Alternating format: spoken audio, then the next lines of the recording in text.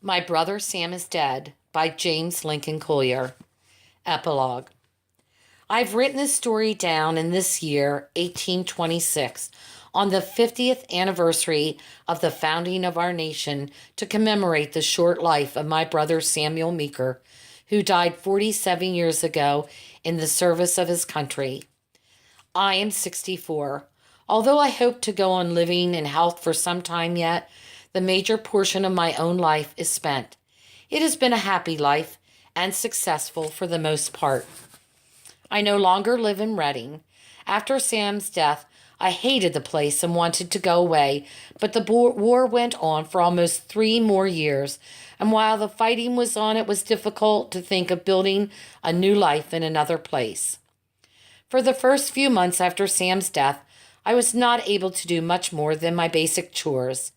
But time heals wounds, and by the next fall, I had become used to the ache in my heart, and I began to think about what I should do with my life.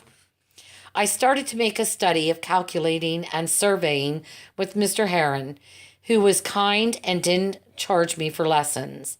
When the war finally ended, Mother and I sold the tavern and moved out to Pennsylvania, where new lands were opening up and surveyors were much in demand. After moving around a bit, we finally settled in the town of Wilkes-Barre. We built a tavern there, and I began buying and selling land. With the profits from this activity, I built a sawmill and then a store to go along with the tavern. And then I joined with some other men and to found a bank. I married and had children, and with work and God's will, I prospered, so that I'm able today to enjoy my children, my grandchildren, my orchards, and my gardens in peace and comfort. Mother never really got over Sam's death. She kept to her vow, and so long as the war went on, she refused to serve Continental officers. I had to do it myself. She lived to a ripe old age, and even at the end, she would frequently speak of him in conversation or tell stories about his headstrong ways to my children. But she was tough in spirit. She survived to enjoy her grandchildren and her new life. She left her mark on the history of our country. It will be, I am sure, a great history.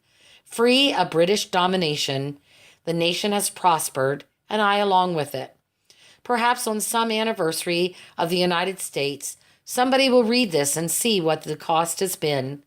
Father said, "In war the dead pay the debts of the living, and they have paid us well."